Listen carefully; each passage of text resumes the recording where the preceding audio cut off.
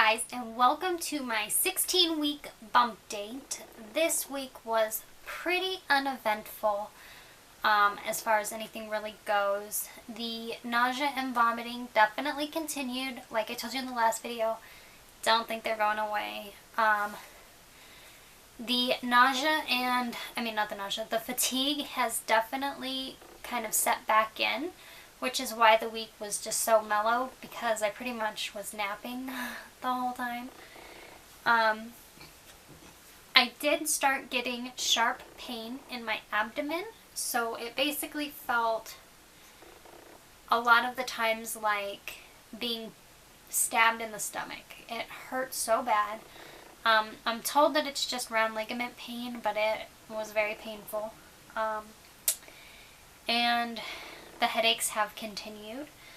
All in all, I am up 3 pounds 2 ounces, which is about,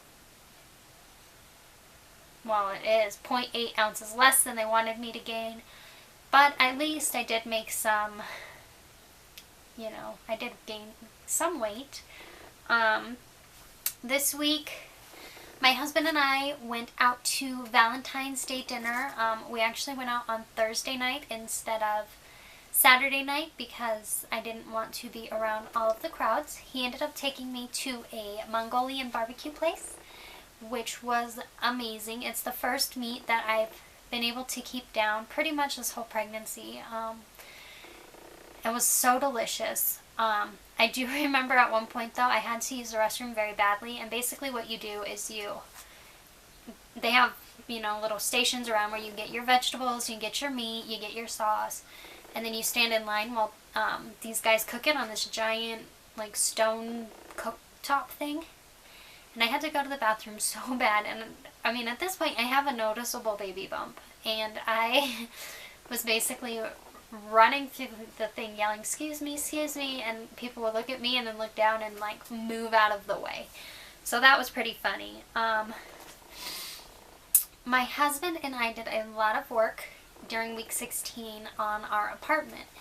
Because we are not moving before the baby's born unless something miraculous happens, we'll be staying in our 1-bedroom apartment for the first 4 months of the baby's life. So basically we are converting the dining room into an area for the baby.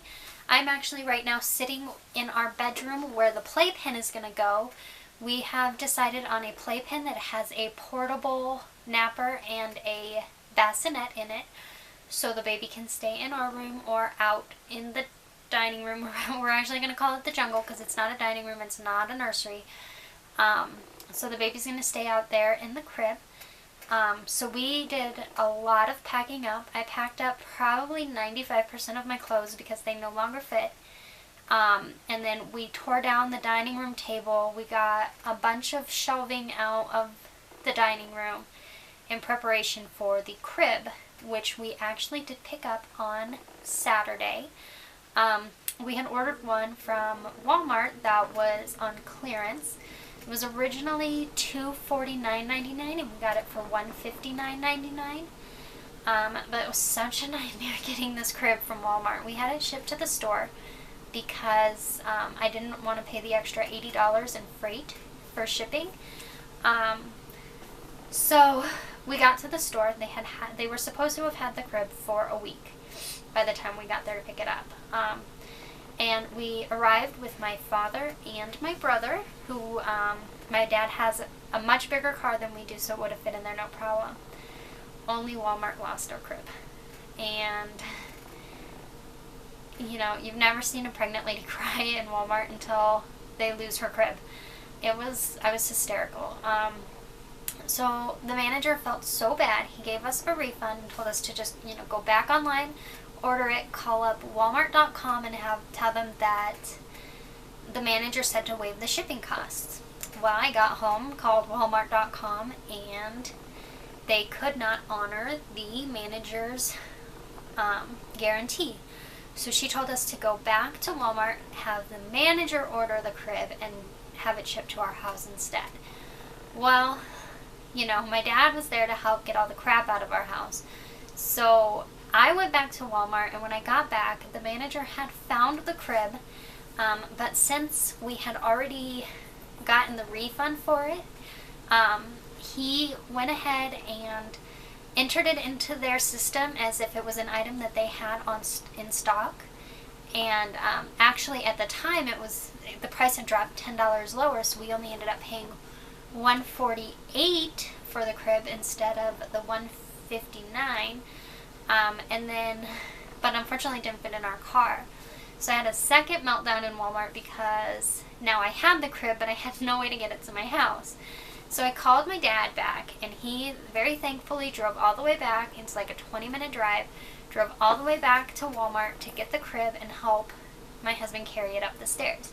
So we do have the crib now. It's sitting in the dining room, ready to go, and it was just a nightmare.